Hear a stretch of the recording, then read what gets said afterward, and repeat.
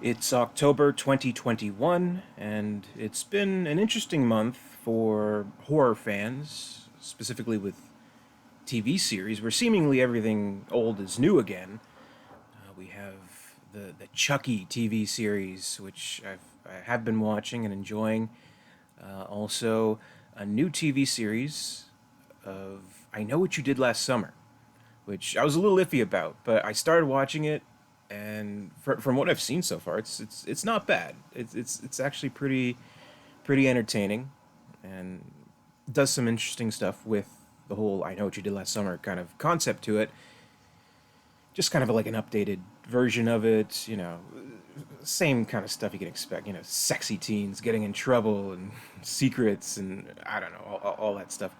Um, but at least from what I've seen so far, they didn't go the route where it's the fisherman with the hook slasher kind of thing, which I don't know, maybe a bold move against brand kind of move, I guess. But one thing to keep in mind is that this whole franchise, starting with the 1997 film, it was based on this 70s pulp novel very loosely that really only is based on name and general concept only.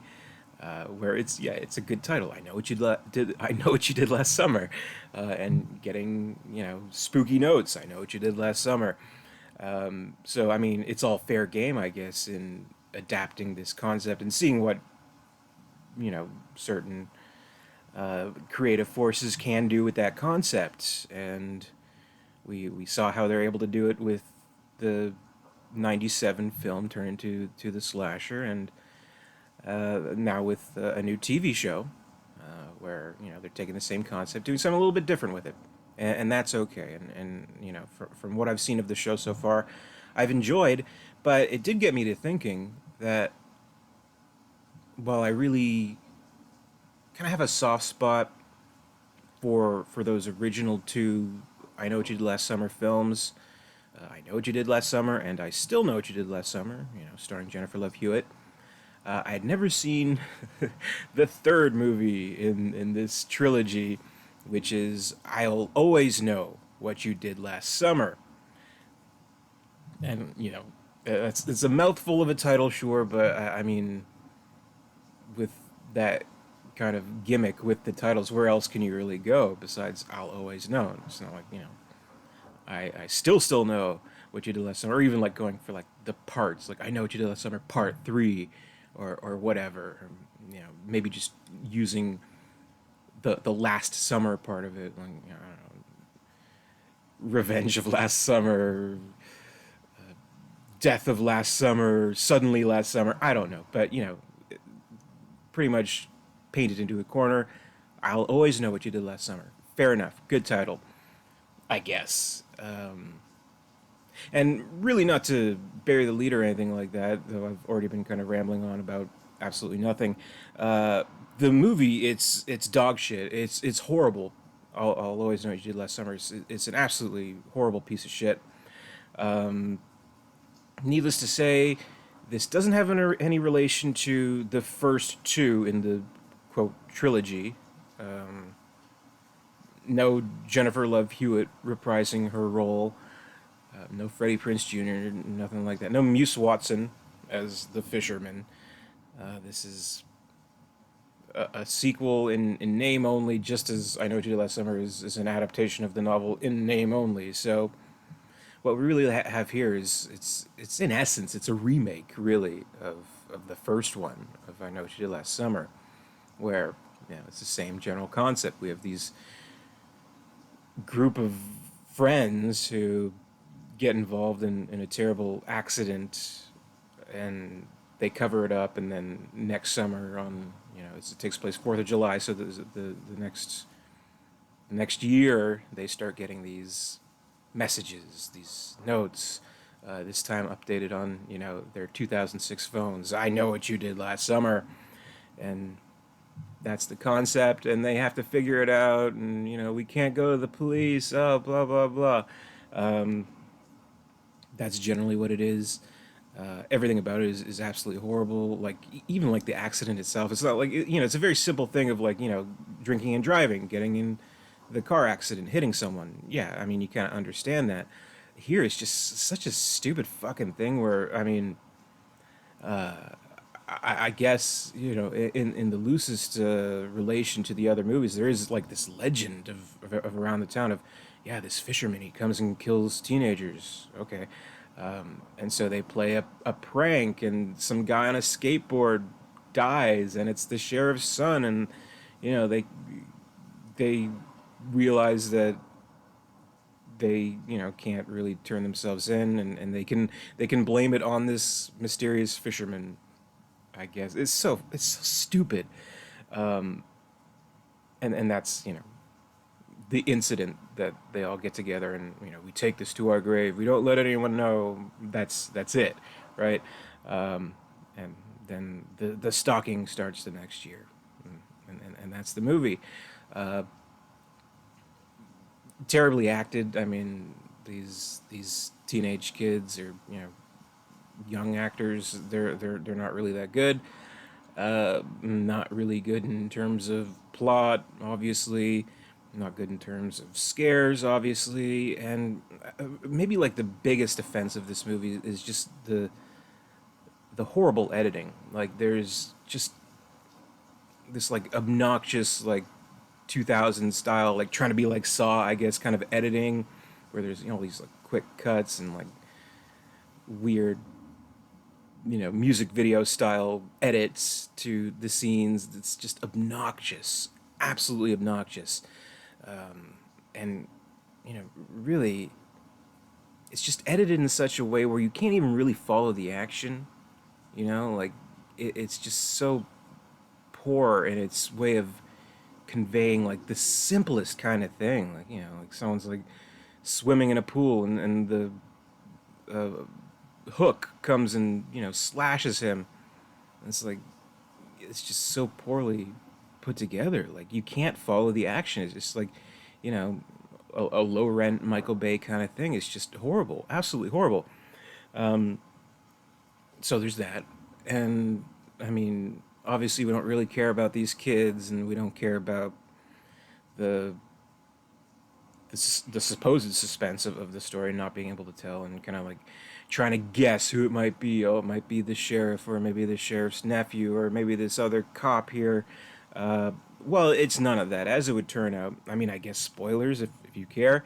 As it would turn out, this legend of the fisherman is in fact true, where it is this actual supernatural entity that is the fisherman that I guess stalks around and kills kids, and that's like kind of the big shocking reveal of the movie.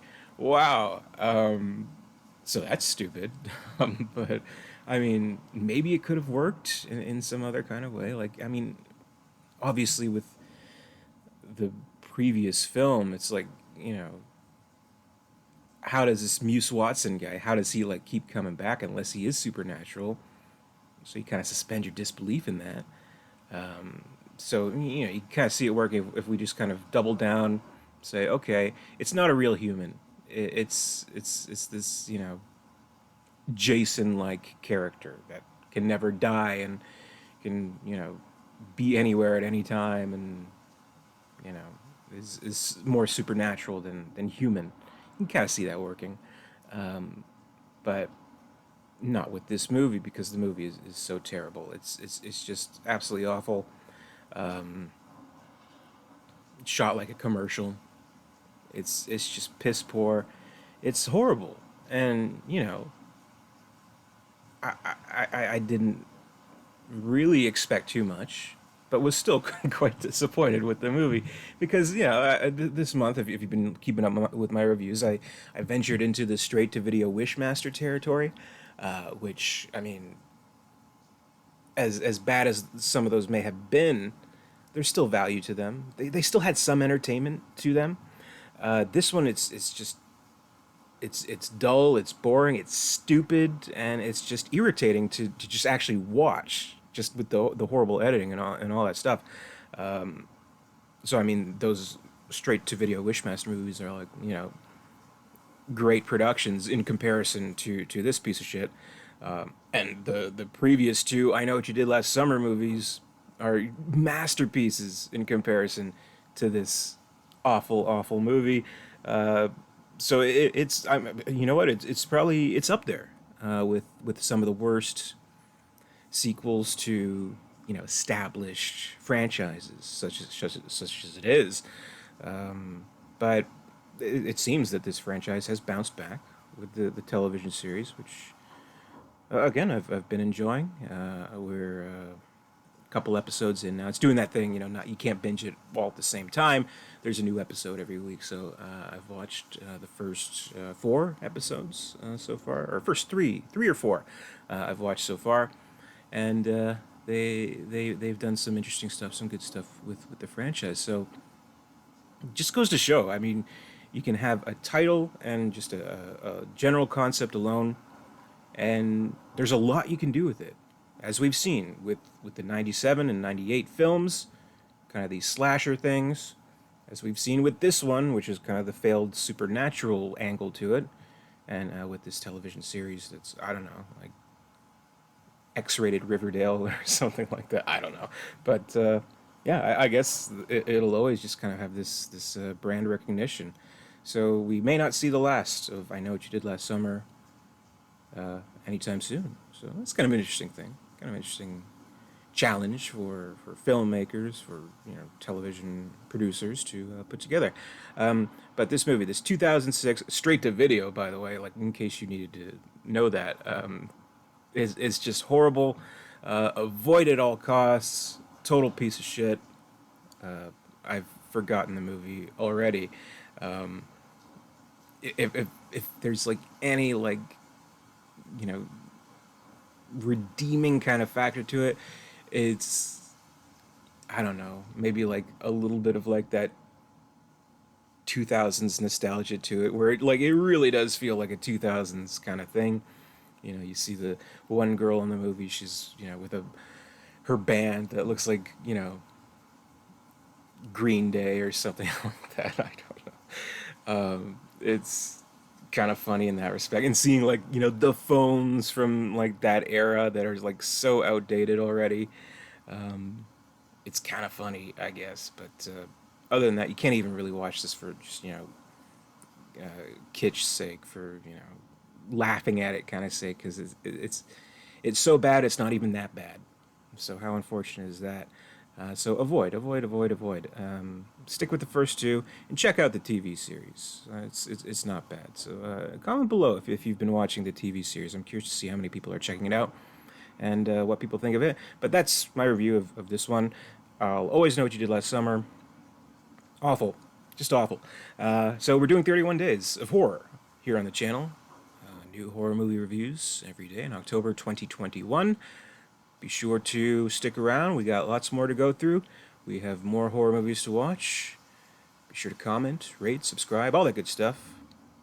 Until next time, I'll see you later, and stay scared.